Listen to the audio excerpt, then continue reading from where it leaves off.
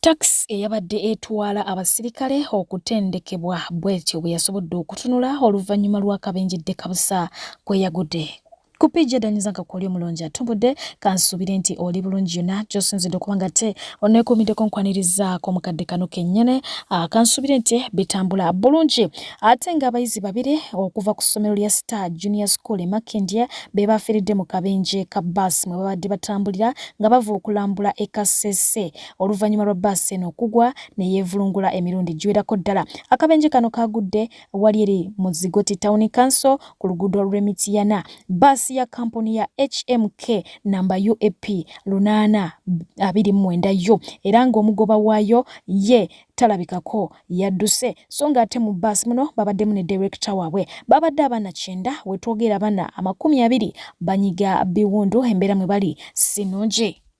Nze ndi muganda wa Nabasumba Pamela abadde ava ku school tour n'afa. Tubadde n'abaana babiri Nabasumba Pamela ne Kiganda Dion. Otubuuziza teacher about Dion, she was like Dion is fine. Otumubuuziza about Pamela n'atugamba Pamela talina kyakuzeemu rather asigadde akaba bukaabi. I insisted nembuuza teacher njagala kumanya about Pamela. Later on baasawo essomero najja n'atugamba mawulire mabi nnyo naye Pamela afudde. Alina emyaka 11 abadde ali mu P5. Abadde ali mu P5. Muganda wange bw'atuwandiseewo omwana omuto abadde mu P5 bw'atuleseewo omwana waffe. Abaana baffe bafunya obuzibu ezigoti nga bakomawo bagwa ku accident era ne director waffe akyali mu mbeera si nnungi bamuleese Mmengo naye nga tulinayo abavudde mu bulamu bw'ensi leta namanya mmwe naye nga si bangi nnyo naye tulinayo abalala nga balwadde bali mu ddwaliro n'abaana abamu bakomyewo wano tuli nabo wano. Nkuba kye yategerekeseko Elia Namatovu ng'ono yabadde yakadda mu ggwanga lya Uganda yakubye banneyiba ekikangabwa oluvannyuma lw'okusangibwa mu muzigo gwe ng'afiiridde omwo era nga n'omubiri gwe guvaamu ebyovu mu kamwa ne mu nnyindo wali eri ekazo.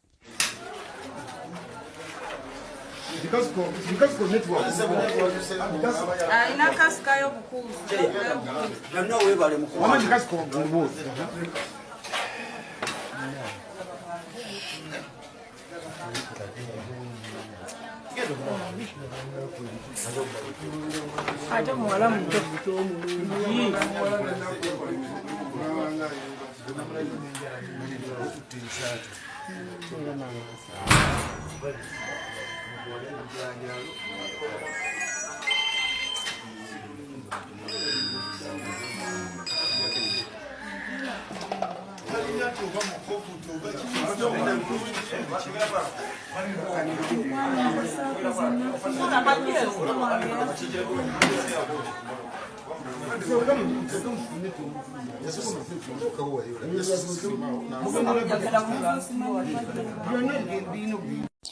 N'omuwala afudde ngono abadde ku TikTok nga yakakola akayimba ak'omukulu amanyiddwa nga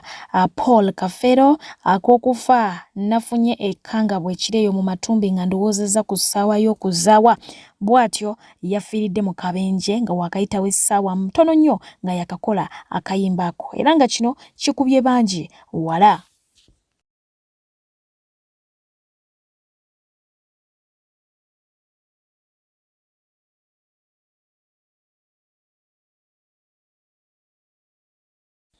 Mukadeke kamwe entiisa yabutikidde baganda baffe mu ggwanga lya South Africa oluvannyuma lwa munnayuganda munnaffe okuba nga ate yattiddwa mu ntiisa.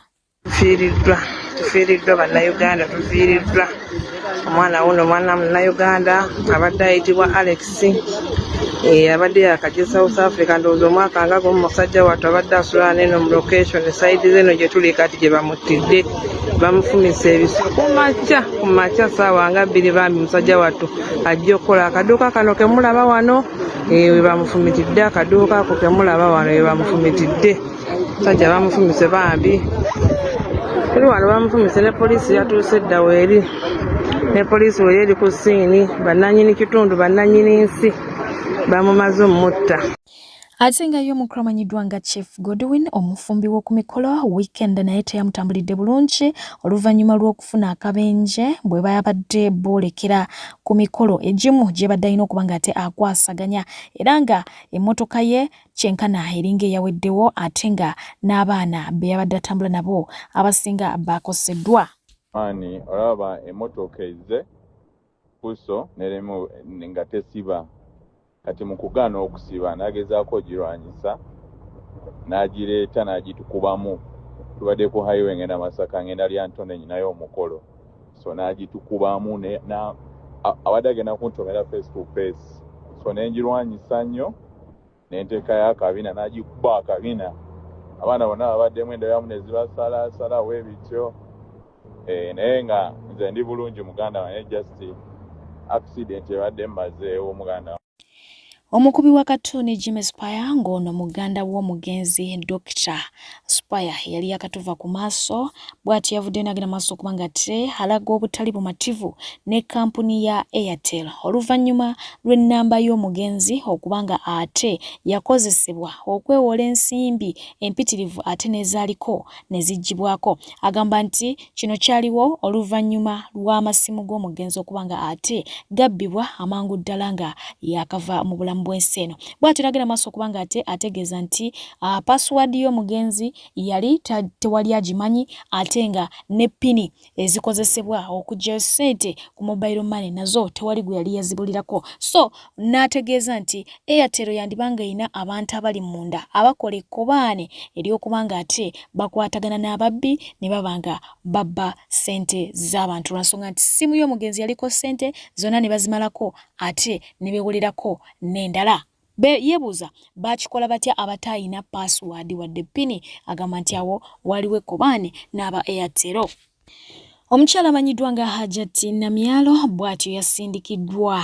mu ggwanga era South Africa era nga yaweereddwa $1,000 okuba nga ate aguwa bannayuganda abawangalira e South Africa okuva omukulu amanyiddwa nga Kaguta Museveni basobole nti okuba nga beekulaakulanya mu ngeri emu oba endala. Wabula nga ate ono yagudde mu bawagizi ba NUP ne bagenda mu maaso okuba nga ate bamulangira ebikolobero bya gavumenti eri mu buyinza eyabadde evuddemu ssente ezo ziyabadde abatwalidde. Museveni agende. We heard here when Kaguta Museveni. Museveni is a terrorist of Africa. Museveni agende. Museveni is a Museveni must go. We are done with you. Museveni must go. Museveni must go.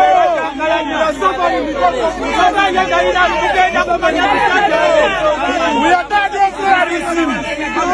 Museveni is a terrorist. Go. Museveni must go. He's killing people every time. He's killing our brothers. Museveni is killing our brothers. Don't come here anymore. Museveni agende. Museveni agende.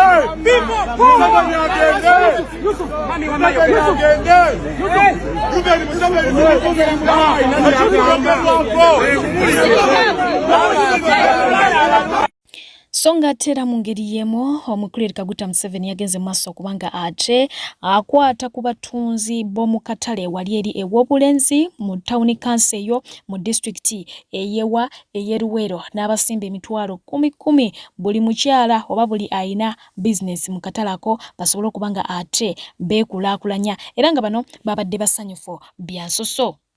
Ate nga mukadde Kamo yagenze maaso kubanga asuubiza aba Uganda Cranes ngamba abazanyi ensimbi ziwerako ddala akawumbi kamu n'obutundutundu 2 singa banaaba bawangudde. Buli match gye banaawangula lujja kubeera ate luwangula ku side yabwe omukulu amanyiddwa nga Yoweri Kaguta Museveni nga basimba akawumbi kamu n'obutundutundu 2 eze Uganda. Jjukira nti basimbudde dda mu mpaka za Kyani era ng'olunaku olwaleero bakubiddwa bakubiddwa bubi nnyo era nga bannayuganda bali eri bakukuluma. Waliwo abavuddeyo ne bagamba nti Museveni tasobola kusuubiza ssente ezo zonna ng'akimanyi nti ogenda kuwangula era naye yagenzo zisimbawo ng'akimanyi bulungi nnyo nti ttiimu bagenda kugifuntula. Nenga bo abawagizi b'omupiira yes olunaku olwaleero batambuziddwa mu ggaali ya mukka era ngeno poliisi yagenze maaso kubanga ate making sure ng'ebyokwerinda byonna biri bulindaala embwa enkonzi z'olusuuzi zagenze maaso kubanga ate zikozesebwa okukebera eggaali z'omukka zino okumakinga sure nti tewaba n'omu afuna obuzibu so nga ate ye omukulu amanyiddwa nga Babu munnabyabufuzi yavudde bw'atyo n'akukkulumira gavumenti eri mu buyinza era ng'abamu bamugambye nti waakagiraba kubanga obadde mu NRM okumala ebbanga eriwerako ddala. Yuzi naziika omwana wange bakwanze kyogera bingi naye mutuleke ate bwe mba temutwagala okuba twogera mazima ng'obagamba nga bansimira nange wali kumpi we naziika owange kubanga kati bwe bituuse byafa nfe oba nga nti sirina ssente ndi mwavu nnyo tetulina kyetuyinza kukola kakati k'abantu babuulire bagambe oba twasobola okwogerera n'otuuka w'otuuse lwaki kati olowooza tetusobola kukikola lwaki oyo atutte ssente za Uganda zonna kakati yayogera bwe twali tukuteekamu walina ssente njagala kubuuza pulezidenti Museveni bwe twamuteeka mu bukulembeze yalina ssente kalwaki mukulembeza ssente nakutukangakanga okutugamba kwe kufa nti mujja tubba amasasi mujja kukola ki mujja tusiba mujja tutwala ekireka mutukube kiki kye mugenda okukola enough is enough waliwo ekintu ekituuka nekikoma naye noga nti katulongoose ate omuzungu agamba better late than what than never oyinza okubeera leeti naye ebintu nogenda n'obirongoosa so nga te agali mu nkubo ge gagamba nti Tycoon John Bosco Ssennoga ng'ono ye nannyini La Grand Hotel esangibwa wali eri mu bitundu byewo ebwayisaawo yes mugiraba bulungi nnyo ku nkulungo omukulu ono kigambibwa nti ateereddwa ku kisenge eky'okubanga atunda hoteli ye eyo emazeewo ebbanga nga era bali mu final stages ez'okubanga agiguza omusumba amanyiddwa nga Pastor Jackson Ssenyonga obuwumbi bwa Uganda buna naye nga kitegeezeddwako nti ono asindiikirizibwa busindiikirizibwa sigamba nti yayagala okutunda wabula akakibwa bukakibwa atunde ekintu akiveemu era nga kigambibwa nti Pastor Ssenyonga agamba ayagala kugazuwa atwale waawo wonna wabeere nga waki wawe abaana balabiddwako nga bambi bakukkulumanga bagamba nti abasajja ba Katonda mu ggwanga lya Uganda abasinga obungi balina omulugube kubanga tosobola kubeera na bwa Katonda n'okola ekintu ekifaanako bwe kityo omuntu tanakugambako nti atunda ate gwe nojja okole ki omusindiikirize nga ye alinga agamba nti nannyini kyo yitakola ki takyagala kuno kuba kweyagaliza wekka na kubeera nakyemalira so abasinga obungi ekintu kino tekibasanyusiza n'akamu n'akatono ddala. Yes, nabatuusako amawulire g'okugula ekizimbe kya Mukwano Mall kakati kyakyusiddwa dda era nga kati kiyitibwa City Base oba okitegedde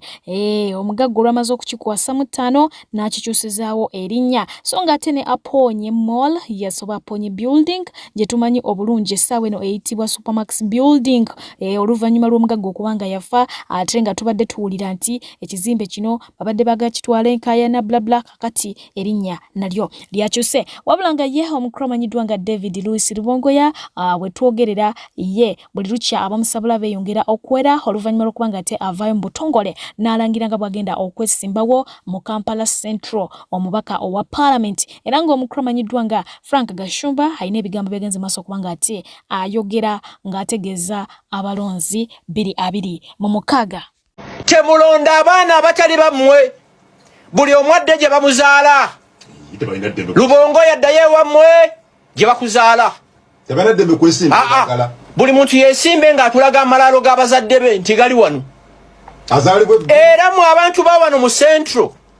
we mutugenda tukakasiza entegera yammwe nga mulonza abajega bano mulonde abaana bammwe azaala ekibi akiwongerera bw'ozaala omwana omusiro osikisa banneiba mujogeddwa mutya omujega n'ava gy'ava mbumugenda muwa kalulu era bamunamuwa akalulu ngenda kwongera okubassa wembalabira omanyi mukyamuka nnyo 1971 Amini bwe yawamba Obote abantu abasinga okucelebratinga wano bali bawano 71 omusajja omukulu omutaka natuuka n'okuŋŋamba nti abantu bawano bagenda ne ku tanka za Amini waggulu nga bakubira embuutu akikoze temusooka kwetegereza muŋŋome kye mugamba mbu Amini agyeko obote eyawaŋŋangusa Ssaabasajja Edward Muteesa ani yali aduumira amagye ebiseera ebyo yali Idi Amini ne mukyamuka ne mucelebratinga Amini ngazze mu 79 abakombozi abali mu Jeno Yoweri Museveni bwe bajjako Idi Amini dada abasinga okucelebratinga abakuba emmuutu okumala omwezi mulamba baali bawano mu Central b'okukyamuukirira Amini n'agenda mu 86 abayaniriza bakadogo ne bazina amazina fundukulu era baali bawano mulekerawo okukyamuukirira omujega n'ava gy'ava najja mu kitundu kyammwe mwaniriza temulina kasengejja akaseera kagenda kutuuka nga kokasi ya Buganda nga 98% abagirimu tebamanyi Luganda obagemanyi gaffe twaniriza buli mubeere ne mubadde nabo okitegera ndowooza mubeere mubadde nabo ogaye nti azaala ekibi akiwongerera bw'ozaala omwana nga talina magezi osikisa wa neiba ffe tuyina ente bwezaala ekyana ne kifa ekikomberera egezeeko okulaba oba kinaayimuka tebakufune bubi nti oli dwaikeya mu gavumenti nyina mu kifo ki kunguze siri wano kusanyusa bantu bandi abanafuna obubi nazoka musajja ngaalinga asosola kusosola ntya ani atayambye babe ti omusoga asobola okuva ebusoga nagenda nesimbe ngoma ngime mujjukira bwe yagenda embalala nga tujaguza yasa amatikira ga kabaka ag'omulundi ogwa 32 yese tujjukira bulungi nnyo omulangira Nakibinge ebimu ku bigambo bye yakozesa we yali agezaako kubanga ati ayanjula bannabyabufuzi ab'enjawulo era nga omwo mwe mwawulikika ekigambo kya Kaisaali ekitaasanyusa abantu abamu ng'era bagamba nti yakola bubi okubanga akikozesa nga refaringa ku mukulu amanyiddwa nga Yoweri Kaguta Museveni muba mwambalidde mwe muli omukulu amanyiddwa nga ye mukulu amanyiddwa nga Ntata Pavini erinnya lye Limbuze yes Senkubuge ng'asinzira wali eri ku mpewo za Salt Media n'omukyala amanyiddwa nga Nakangu Jennifer Fulfiga bano bamwambalidde bubi nnyonnyonyo nga bagamba nti kye yakola kyali kikyamu songa atera ngenda kubanga onkutuusaako omukyala amanyiddwa nga Honorable Betty Namboze Bakireke eyavuddeyo ng'agamba nti ye atidde nnyo era yeewuunyizza nnyo Senkubuge okukomerera omulangira Nakibinge Muzayi Senkubuge n'ogamba ati Kaisaali ebyo tuyogerera ku malwa ate tunywa amalwa oli wakitiibwa tonywa malwa oli mulangira mu Uganda oli soba 100% oli munaddiini ddiini etirika actually obusiraamu mu Uganda yeyandibadde abukulembera neera isolation y'Abaganda okwefe ng'Abaganda kakati amawanga amalala ne gatukuba okubanga yandibadde atukulembera okuteeka nti ekibuli sekiti namba eyekutudde Muzayi Senkubuge nakyo nakiteekeko kati njogedde bagenda kunyiiga nkikongerereko njogedde nga maze nakusaba twagala leadership ya Uganda tukwana amawanga gonna amalala ga Uganda tubatuulemu twagala Republic of Uganda ate tuloke tuwambe East Africa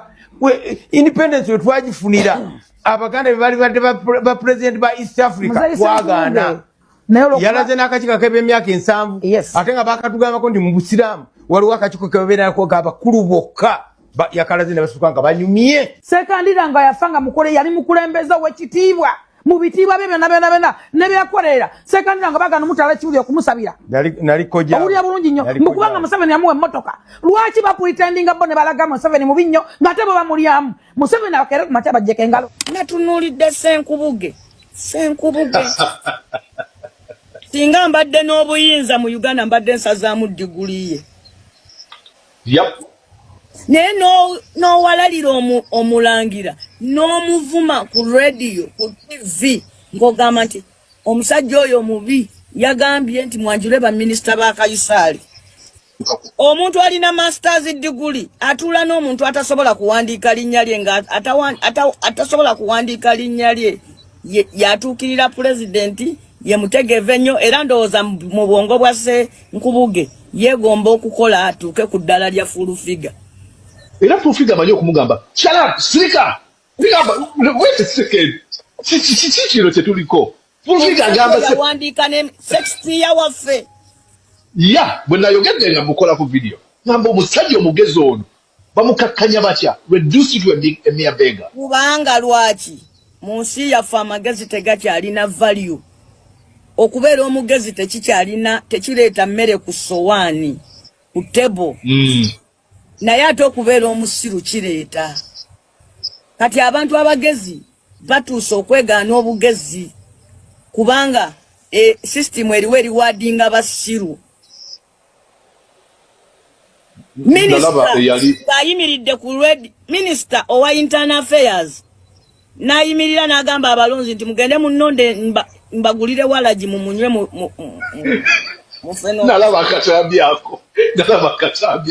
ndagamba lindako nga byabyasuubiza. Not any other minister but the Minister for Internal Affairs akuuma amateeka g'eggwanga n'ebiragiro. Abalungi abatuuliriza era abatulaba olunaku olwaleero tukyaddeko ewa Sheikh Ashraf Dembe. Sebo nsanyusa okubalaba. Amannya agange ye Sheikh Ashraf Dembe akola ku bizibu by'enjawulo. Omuntu singa aba alina ebirwadde musomereddwa tunywa amazzi ga lukuya nga bw'obadde ogalaba tugenda abantu ku kyoto ne twokya emizimu emibi egibabaamu n'okulomba edduwa. Abantu singa abeera ng'ali wano atuuse nsobola okumulombera edduwa ne waba atatuuse nga mpadde amannya ge naye ng'ali wala naneetaase. Enamba yange yeno eri 0701763711. Namwe bannyinaffe abali ebweru oyagala okuba nti oyagala okulombera ku dduwa ng'olina ebizibu viza zibuze amaka gakolongotana sente zikola zimpita mu ngalo ojja kumpeereza ekifaananyi kyo n'amanyago ebyo byokka bijja kummala nja kukulombera edduwa ojja kutereera. Olunaku olusembayo mu mwezi mba n'edduwa eyawamu ffenna n'abalwadde bange abakadde n'abapya. Salaamu alaikum warahmatullahi wabarakatuh. Omukulu Kyagulanyi Ssentamu ali Canada era nga bwe twasobola okubanga ate tulaba naye nga olunaku olwaleero oba lwe tukubye emabega gabadde mazaalibwa ga Nubian Lee bw'atyo yagenze maaso okubanga ate agamwagaliza mu bulungi ennyo ddala. Jjukira nti ne Nubian Lee yazze dda ayagala kubanga yeesimbawo 2026 wabula ngono ng'asinziira e Canada bingi byagenze maaso okubanga ate ayogerako wabula nga yasabye oba yakubiriza bankuba kyeyo okubanga ate nabo beerwanako mu ngeri yaabwe era n'abategeeza nti ensonga lwaki olaba bannayuganda bakongokera kumukumu compared to other countries. Ensi endala gavumenti zaabwe zibafaako ne zibalondola ne zimanya nti omwana ali atya emirimu gigenda gitya kyova olaba cases zaabo bannansi abalala abafa oba ababonyaabonyezebwa oba batulugunyizibwa ntono nnyo compared ku z'abannayuganda kubanga kati almost gufuukidde ddala mugano okubanga buli wiiki wabaawo omulambo ogutuusibwa okuva emitala w'amayanja okitegeera ddala mu ezo ensi ez'abawarabu ate ng'omuntu oluusi abattiddwa buttibwa okusinziira ku ebyo byaba bamuyisaamu. Makawuli abakadama bameka aba Nigeria abatulugunyizibwa oba be bajjamu ensigo. Makawuli abanyarwanda bameka be bajjamu ensigo oba abatanzania bameka be bajjamu ensigo mu nsi z'abawarabu. Kubanga ensi zaabwe zifolowinga abantu baabwe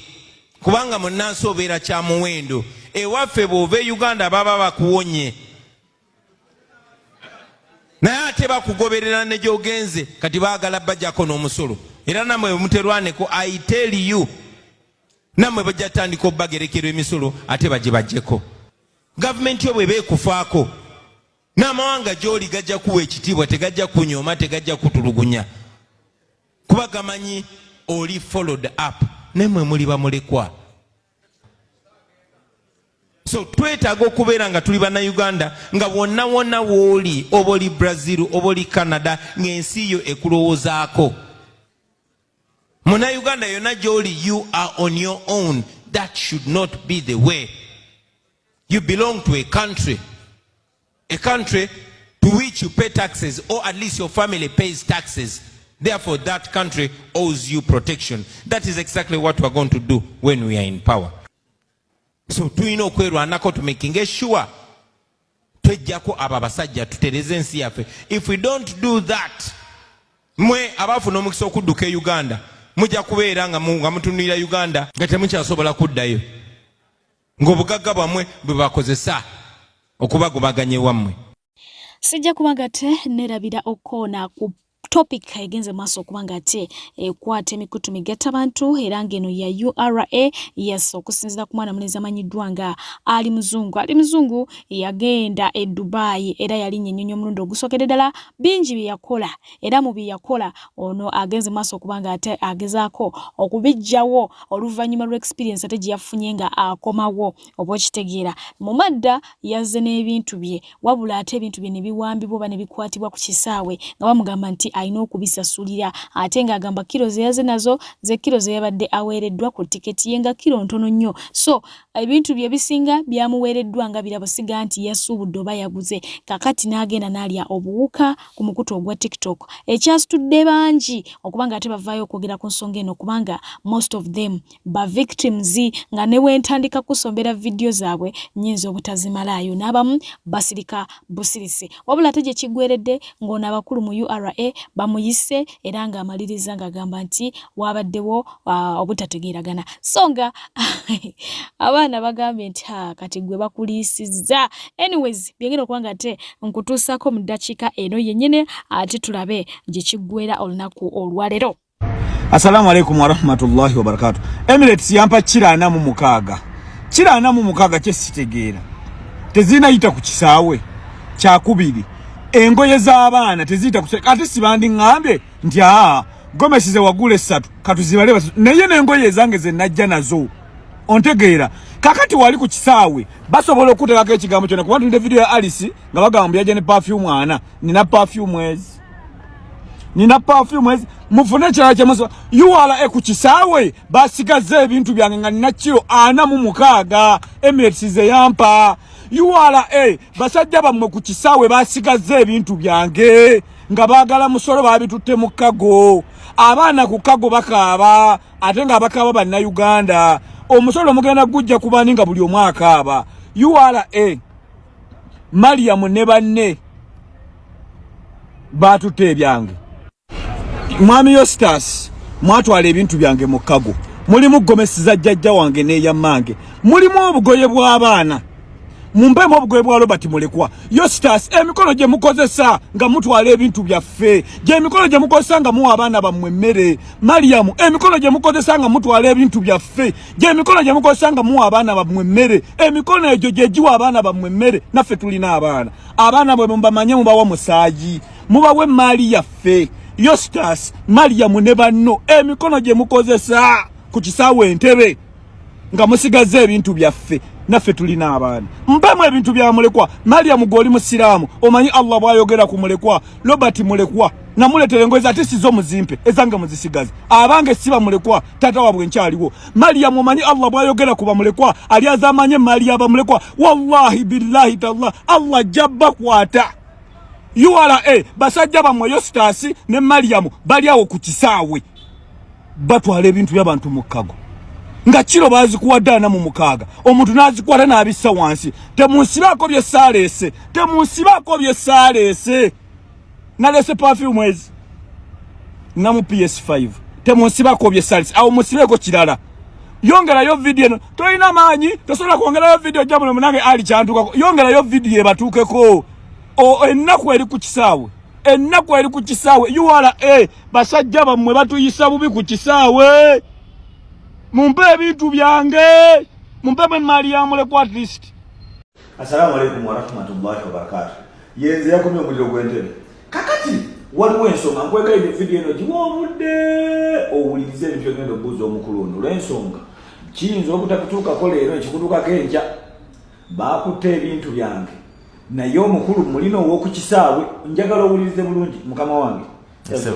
nange nsanyusa okusanyusa kakati ensonga yange ey'ebintu bye naleese babitwala omuntu ateekwa kusasula bintu ki kubanga waliwo ebintu twetanga tugamba nti byewaffe waka ng'ekituufu byange byawaka omuntu ateekwa kusasula bintu ki perfume tukoma ku miruzi mmeka neyanza nnyo mwami Ali era we bali kujja kati omuntu atambudde twandisabye nojja n'ebintu bino olina okujja ne invoice oba receipt kwosasulidde ebintu nti mu kino kituyamba okumanya omuwendo gw'ebintu byoba otambudde nabyo kubanga etteeka ligamba nti obungi bw'ebintu gwe nga atambudde by'olina okutambula nabyo tebirina kusukka muwendo ogwa $2,000. Kati zino invoice oba receipt zibeera zituyamba okumanya omuwendo gw'ebintu nti ate n'ekirala nabwe mbeera nga mususseemu mu 2,000 era ze invoice zino zetukozesa okubalira omusolo ogw'ekyo kiba kisusseemu. Waliwo gye tuguleyo wansi obukanzu bw'abaana nga nkaguze ddira mu 10 ng'omupataani tagenda kumpa lisiiti ng'oli omusajja w'eri omuloko tagenda kumpa lisiiti kati ko bagenda kukabala batya nga nze n'ekintu obuntu batatuwa lisiiti nguze mu ddetudde obuntu balina lisiiti tugenda kukola tutya. Tweyanziza nnyo mwami Ali olw'ekibuuzo ekyo nti kati bw'obeera nga waliwo ebintu bye wagula nga tolina lisiiti tulina abantu ababeera nga bajja ne bakiriyalinga ebintu ebyo kubanga katale tubeera mu ffenna kati tukwata value ez'abantu abo abayitawo ne tusobola okubala omuwendo gw'ebyo ebintu ebibeera nga bisusseemu. Pozi n'ekirala nti etteeka likkiriza mu 2,000 zino birina kubeera bintu ebitali nga byakutunda nga si bya bizinesi nga bintu byakukozesa mu bulamu obubwo gwe nga mwami Ali ewaka. Kati ekyo kyo nakyo mbadde nsaba nti bw'obeera ng'oze n'ebintu nabubeera nga tebiwezezza $2,000 n'ebintu nga byakutwala mu bizinesi ebyo byo tubijjako omusolo. Obitegeera otya kubanga era nja kugamba byange ebyawaka. Ebintu bino tubibala katugeze oze ne dazini 10 mwami Ali dazini 10 katugeze ez'amasaati zibeera mu sizes kati dazini zino 10 bw'ozibalamu ogenda kulaba nga tezigenda kuweza $2,000 naye bw'otunuulira dazini zino kubanga tutunuulira gwe wennyini azze n'ebintu ebyo suubira nti mwami Ali oyambala size y'essaati emu naye bw'obeera ng'oze n'essaati large extra large nakinga olina dazini nga 10 nati nyinza okujja dazini ezo 10 nga nguliddeko ziwa nguliddeko mama Rania nguliddeko mayanja nguliddeko subi queen kakati abantu abo nga bantu bange mikwano gyange nga balina size za njawulo kati nga nze bwe nnakoze nagulidde abantu sharia n'amapanzo ab'enjawulo abali around me kati ebintu ebyo bitegeddwa ensonga nti nsobola okubigula nga mbigulidde bantu bange. Mwami Ali tutunuulira obungi bw'ebintu bino ebintu ebigenda mu katale tubiraba ne tubimanya kati mwami Ali bw'obanga wajja ne kanzu 4 ezo zikkirizibwa gomasi nga 5 zikkirizibwa naye kati ku nsonga eno gye twogerako ya mwami Ali eyaliwo nti kati waliwo items ezimu mu tteeka items zino wammanga nga zo baziteekako obungi bwazo nti kati perfume bw'obanga oguze perfume terina kusukka $225 ne bateekawo sigala kubafuuwa ettaka sigala nti bw'obanga oleeta sigala oyo talina kusukka grams 205 then waliwo baganda baffe bali abalala abakozesa ku byokunywa omwenge ng'ogwo kati nti wayini mu tteeka bw'olitunulira likukkiriza liita 2 kasuku wano wulirizawo nnyo kasuku tezirina kusukka liita 2 tikati ate abanywa biri ebikambwe nga spirits ne wine ne kwegamba biri ebikambwe nnyo spirits ezo nazo nti zibeera ne limit ebutasukka liita emu kati kiba kitegeeza nti bw'oba olesa ebintu ebyo byemmenye waggulu kiba kitegeeza nti tukuwaako ebijja mu bungi obwo etteeka byerikkiriza ebibeera nga bisusseemu ne tusasula omusolo. Yesebo. Kakati neyanzege ngenda kubuuza katundu akokubiri n'ekibuuzo ekirala. Bulambalamba bo abamoldan bakujjukiza nti jangu obeere ng'ate weewangulira omukisa guno ogw'okugenda mu ggwanga lya UAE mu kibuga Dubai wamu ne Abu Dhabi nga security guard akasente akasaala kasava ndowooza bw'otunula bwoti ku screen okalabira ddala bagenda kubeera ne interviews ennaku z'omwezi nga 5 omwezi guno gwennyini so jangu obeere namukisa agenda okuba ng'ate otambula nabo ate ng'okutambula kujja kuba kwamangu ddala kubanga eno emergency weewaawo ngenda kubanga ate mbatuusaako oba ngenda kubanga mbasibuza omukyala eyavuddeyo n'ategeeza abasuubuzi bwe muteebereramu oba bwe mutasituka kati oli omukulu Kyagulanyi Ssentamu asaba nkuba kyeyo beebereremu kakati ono ye avuddeyo okubanga asaba abasuubuzi nti bwe muteebereramu kati mu myaka 2 oba 1 okuva kati okusinzira ebintu nga bwabiraba mugenda kubanga emirimu temukyalina oba okiwulidde bulambalamba wengera okwanga temba komya mbadde pijja okwanga mbatusako bibatusiza kubeera balabi balungi okutambula nange okuva gye tuvudde naye nga byonna nyongera okujjukiza nti gwe eyetaze entambula eya airport jangu ate obeere nga ompagirako mugere muba endala mubeere bulungi mbaagala nnyo Mungu atakumira mpera asigale nga abankumidde mweraba abasuubuzi bwe tuteebereremu myaka nga 5 oba myaka 2 okuva kati tugenda kuva mu business bwe tutabeere serious nga abasuubuzi tugenda kuva mu business rachi ejjo nina ekintu ekyankanze ku dduuka lyange nabadde ku dduuka nabadde ndi mu kunyoka omuchina najja omukyala ng'alina ettala lyakutte alitambuza aliisa mu katale nga alitembeeya yazza ayogera ne tumuyimiriza ne mubuuza otunda ki n'atugamba ntunda mataala gana amataala malungi ono twakozeewo edduuka mu Kampala ne mubuuza otunda ssente mmeka mmwe ekyanzigya enviiri ku mutwe nga ebbeeyi gy'atunda ye bbeeyi gye batusuubulizaako ettala e China oba e Dubai nga ye bbeeyi ddala gy'atunda kati najjayo essimu ye n'atulaga amataala amalala kati ate nga amataala amalala g'atunda ebbeeyi eri wansiko ku eyo gye batusuubuliza e China kati nembuuza si mu bubi anyakkiriza abantu abo muno mu Uganda okujja otandika okutuyingirira bannanga abasuubuzi abantu abo bandizeeyo mu nsi yabwe kubanga tusuubula China oba Dubai kati simanyi lwaki balina like so much greed ate era okujja otandika ne wano okutunoonyezaawo ng'ate ffe bennyini abasuubuzi tugenda ewaabwe ne tubasuubulako kati lwaki babayita bajja wano okutta akatale like bakompitinga naffe ate ffe already tubawa business tuwa omusolo nga bwobanga ogulako omuchina oyo ebintu byo abijjako VAT. We come in Uganda, we pay a lot of taxes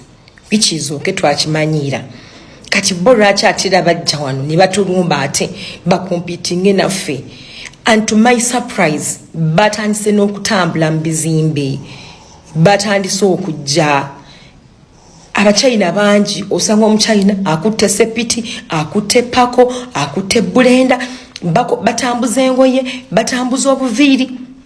muna Uganda kati tugenda kukola ki nti omuchina avudde China obe Dubai azene wano alumbye market yange muna Uganda wenkolera kati nzo muna Uganda nyambiddwa ntya I'm really scared nze nyambiddwa ntya nga muna Uganda ka video mukalabye omukazi yazze ku dduka nga atambuza ekintu kye nagende China okusuubula obe Dubai nga atunda bbeeyi y'emu ate ng'ebimu ebbeeyi ekkanamu okusinga ku yange kati banaye Uganda anyakkiriza abantu abo okujja muno n'abawa search strategy nti mugende mu Uganda mukole ekintu kino nekino like bwekiti ffe tubanga abakolera obwereere gavumenti etuganulwamu tusasula omusolo bannange omusuubuzi ayambiddwa atya otherwise mugenda tuleetera emitima emibi our government tuyambiddwa tukyaffe nga ffe bannayuganda ti omukyalira kati ajja genda ku dduka ewali omuntu eyeekyawedde omuntu amukubirewo government bigenda tandika omukyalira ajja kujja ku dduka ly'omuntu ng'akutte exactly the same thing kyentunda omuntu ajja mukuba amugambe go back in your country cause tugenda mu nsi yabwe ne tugula the same things ki ekibaleese wano era ani abakkiriza okujja wano okukola business naffe bannayuganda bannange that is not fair abachina bave mu Kampala kale wakiri bagenda Arua bagende tebala kubalek basigale ewaabwe abachina basigale ewaabwe bakolere business ewaabwe tujja basangayo tugule ebintu ebyo otherwise bave mu Kampala osanga omuchina ng'atembeya perfume osanga omuchina nga ali mu kutunda perfume agikutta agitembeeya atambuza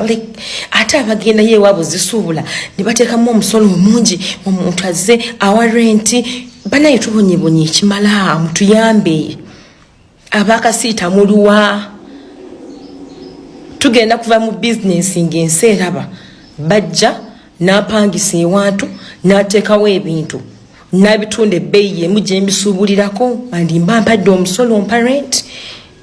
kati omuntu agenda kukola atya mutubuulire omuntu agenda kukola atya we need answers tulina okwemulugunya kungi nnyo abasuubuzi but tetuyambibwangako naye kino ekyakamanyiro abakyayina okujja mu maduuka gaffe people bannange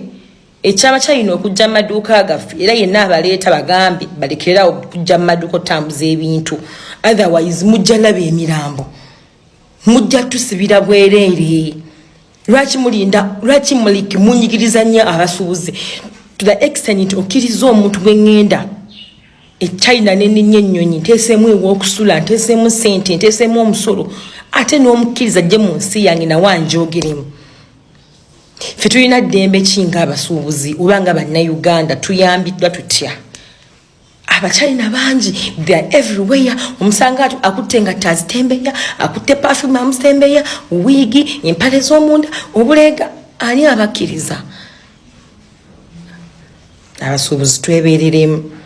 abasuubuzi twebeereremu on a serious note we need to take action abasuubuzi twebeereremu